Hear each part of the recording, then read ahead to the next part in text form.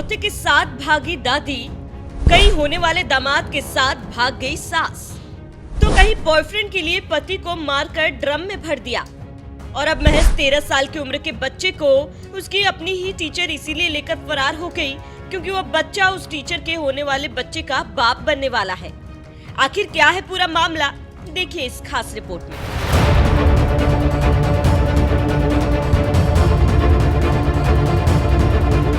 गुरु ये एक ऐसा शब्द है जिसे भगवान से भी ऊपर माना जाता है।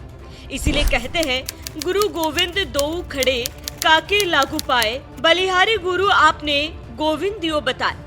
यानी जब भगवान और गुरु दोनों एक साथ खड़े हो तो सबसे पहले गुरु को प्रणाम करना चाहिए क्योंकि वो गुरु ही होता है जो भगवान के बारे में ज्ञान देता है।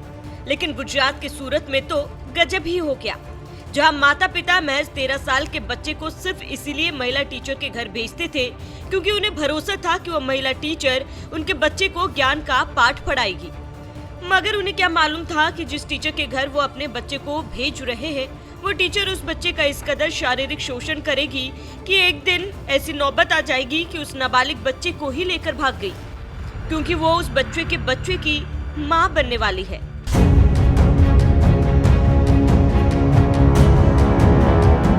ये मामला सूरत शहर का है जहां 23 साल के एक ट्यूशन टीचर 13 साल के बच्चे को पिछले 2 साल से अपने घर पर पढ़ाती थी और पढ़ाते पढ़ाते उसने नाबालिग बच्चे का ही शारीरिक शोषण करना शुरू कर दिया, जिसे वो आरोपी टीचर प्यार का नाम दे रही है।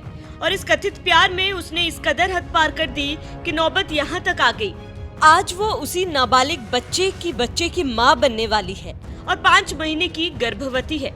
जैसे ही उसे ये बात पता चली वो 25 अप्रैल को नाबालिग बच्चे को लेकर फरार हो गई और जब पुलिस ने 4 टीमें बनाकर आरोपी महिला टीचर को राजस्थान सीमा के पास एक बस से दबोचा, तब जाकर इस सनसनीखेज मामले का खुलासा हुआ है। तारीख 25/4/2025 को पुणे पुलिस स्टेशन में बीएनएस की धारा 137(2) के तहत जो हमने किडनैपिंग का केस दर्ज किया था, जिसमें एक शिक्षिका और एक लड़का जो फरार हो गए थे।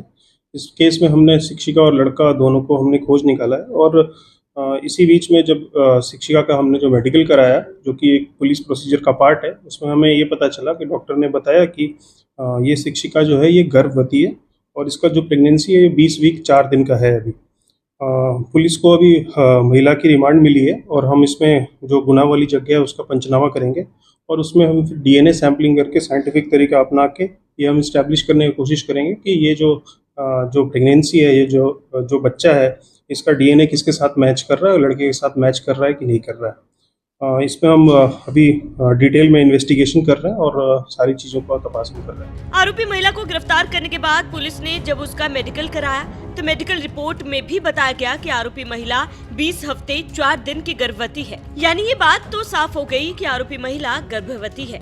लेकिन गर्भ में पल रहे बच्चे का बाप क्या वाकई 13 साल का नाबालिग बच्चा ही है? इस सवाल का जवाब जानने के लिए पुलिस डीएनए टेस्ट करवा रही है, जिससे दूध का दूध पानी का पानी हो जाएगा कि कौन है गर्भ में पल रहे बच्चे का बाप। वैसे एक बात और आपको बता दें कि पीड़ित छात्र ने भी ये बात कबूल कर ली है कि महिला टीचर ने उसके साथ शारीरिक संबंध बनाए हैं। तो वहीं मेडिकल रिपोर्ट से भी पता चलता है कि 13 साल का वो बच्चा पिता बनने के लायक है। जो प्रेगनेंसी है, that is a scientific fact, वो प्रेगनेंसी है, टेस्ट में पॉजिटिव है प्रेगनेंसी और 20 वीक 4 दिन का बच्चा है।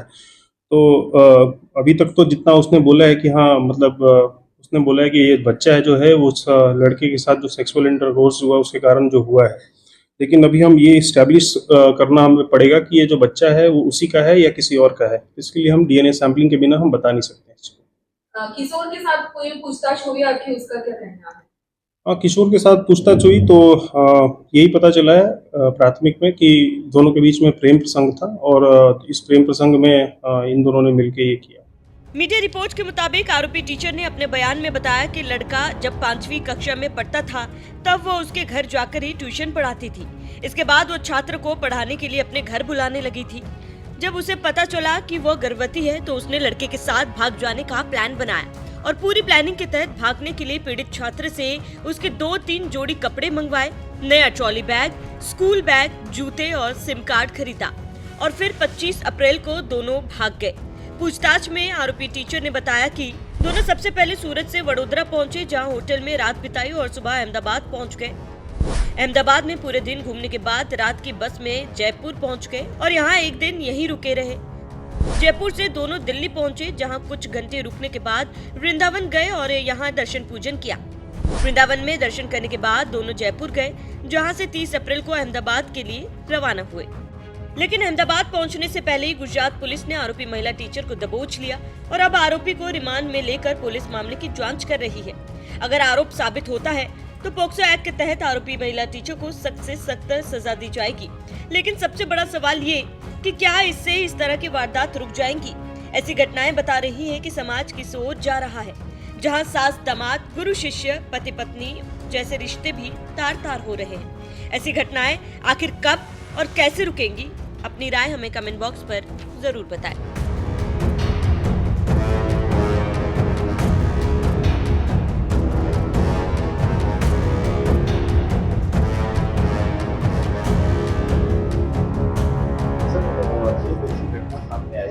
शिक्षिका ने उसके यहाँ पर पढ़ाई करने वाले छात्र के साथ दुष्कर्म किया है, पूरा मामला क्या है? पुणे पुलिस स्टेशन विस्तार में जो एक घटना सामने आई थी, जिसमें हमने अपहरण का केस दर्ज किया था।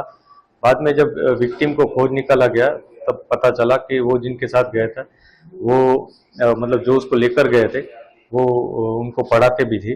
तो वो जो आरोपी है उसकी पुलिस ने गिरफ्तारी भी की है। ये घटना 25 तारीख की है, जब वो लोग यहाँ से निकल गए थे।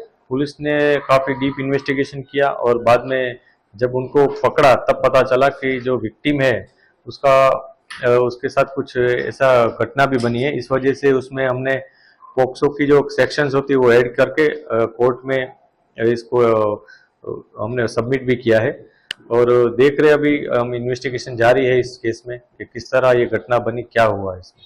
सर, पहली बार ऐसा हुआ कि किसी महिला के ऊपर किसी बच्चे के साथ दुष्कर्म का मामला दर्ज हुआ है, तो इस पर क्या कहेंगे और कैसे जानकारी पुलिस को?